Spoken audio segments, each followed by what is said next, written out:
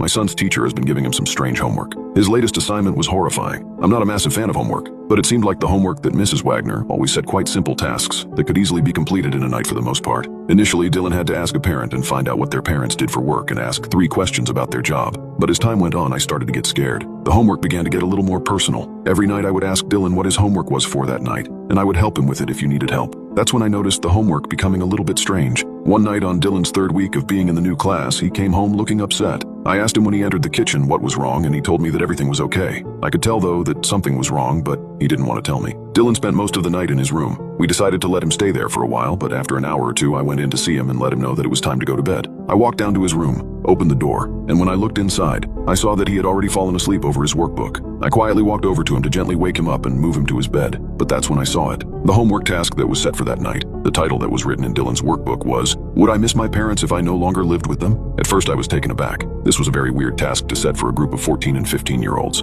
I didn't really know how to react to this. I continued to read, though, to see what else he had written. He had written, "I would miss both my mom and dad very much. I love them both a lot. They help me with everything. I love spending dinner time with them, but I would probably love someone else as much as them if I had to. Like you were saying today, Mrs. Wagner, when I read the final sentence, I felt chills down my spine. The words struck me like a brick to the face. What had Mrs. Wagner been telling my son? What was the purpose of telling him these things? I decided, probably stupidly, not to tell my wife about what I had found. She would worry, and she probably had a right to worry, but I didn't want to concern her. I decided that I would instead confront Mrs. Wagner tomorrow and ask her about the strange homework task. The next day, I took Dylan to school like I normally do, except this time I got out and walked up to the classroom with him. I saw Mrs. Wagner alone in the classroom as I entered the room, and she greeted me with a smile. "Hey, how are you?" she said as I entered the classroom. "How is Dylan settling in?" She was dressed in a flannel skirt with a black jacket, and her brown hair was slightly curled. I answered that he was settling in well, but I did have 1 or 2 concerns. She asked what they were, and so I explained. "I was just curious about the homework you set yesterday, the one about how much they would miss their parents. I'm just concerned because it is a very strange and confronting thing to ask a group of 9th graders. I also noticed that Dylan wrote that he might have to love someone else if he had to. Like you told him.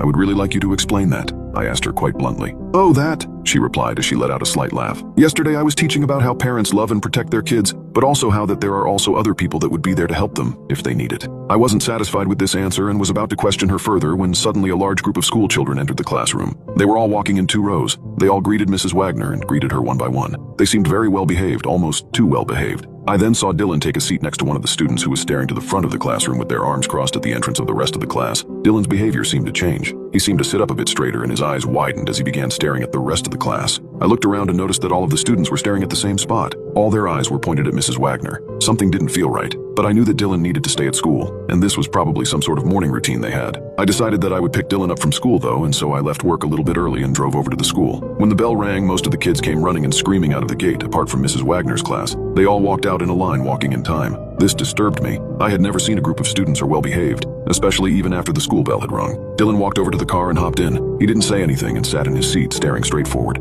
I asked him if he was okay, and he just gave me a blunt response almost instantly. Yes. I drove him home in silence, and when we got home and inside, Dylan went straight to his room and closed the door. I knew something was definitely wrong, but I didn't know what. I decided to leave him alone until my wife got home, and I would tell her everything that had been going on. She got home about half an hour later, and I sat her down and explained everything that had been going on. She sat and listened and started to look more and more worried with every word I said. "Maybe I should go and talk to him. He might like that," she said. Once I had finished explaining everything, I agreed, and so she went into his room and I waited out in the lounge room for them to finish talking to each other. 15 minutes later, Dylan walked out of his room and into the lounge room. He was holding a small workbook and he said, "Can you help me with my homework, Dad?" "Of course. Come and show me what you need help with," I replied. He held out the notebook and I took it out of his hands and read the homework task for tonight. Written on the top line of the page was one task. Research the best way to inject your parents with anesthetic. I barely finished reading the sentence when I felt a sharp pain in my neck, and I looked down and saw the needle sticking out of the side of my neck. Dylan was holding the other end of the needle, a blank stare on his face. Everything started to go black, and the last thing I remember seeing is Dylan staring down at me as I lay on the floor. I don't know how long it was out, but I was awoken by my wife screaming and crying.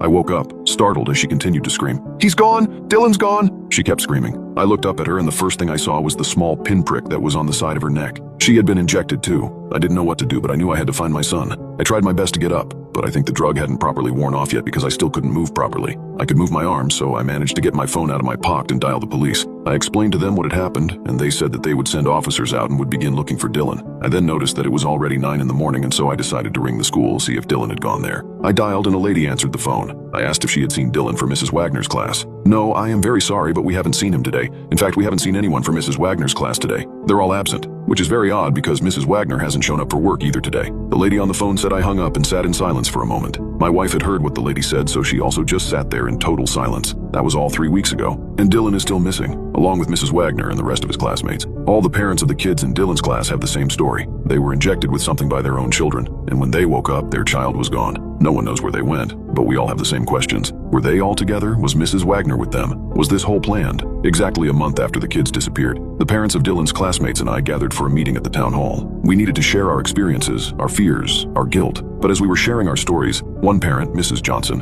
whose son was also in Mrs. Wagner's class, remembered a strange detail. Mrs. Wagner had often spoken about a cabin her family owned deep in the woods, about 50 miles north of town. The police had searched her home and nearby areas, but nobody thought to check the cabin. Armed with this new information, we immediately called the police and relayed the information. They promised to launch a search the next morning and advised us to stay home for our safety. We couldn't just sit and wait, though. A few of the other parents and I decided to take matters into our hands. We gathered flashlights, maps, and a few essentials, and in the dead of the night drove towards the woods. We navigated the dense forest for hours with silence broken only by the sound of rustling leaves and our pounding hearts. As the sun began to rise, we came across an old dilapidated cabin. The windows were boarded up and the paint was peeling off, but it was still standing. My heart pounded in my chest as we approached the cabin. We called for our kids, praying they would hear us and respond. Instead, what greeted us was an eerie silence. Taking a deep breath, I pushed open the creaking door of the cabin. What we found inside was beyond our worst nightmares. The cabin was empty, but the walls were covered in scribbled writing and drawings that looked like they were done by children. A detailed plan was sketched out on one wall, outlining a strategy for the children to eject their parents and make their way to the cabin. The plan was signed with Mrs. Wagner's name. As we frantically scanned the room, something else caught our attention. A stack of notebooks lay on a dusty table. The cover of each notebook had a child's name, the names of all the missing children from Mrs. Wagner's class. I picked up Dylan's notebook, my hand shaking. I flipped through the pages, filled with more strange homework assignments, notes, and ramblings that seemed to be instructions for Mrs. Wagner. The last page stopped my heart. It was a drawing made by Dylan. It showed all the children, including him, standing hand in hand with Mrs. Wagner. They were standing at the edge of what seemed like a cliff, all smiling, and under the drawing, Dylan had written one chilling line: "How to eliminate your family, including yourself."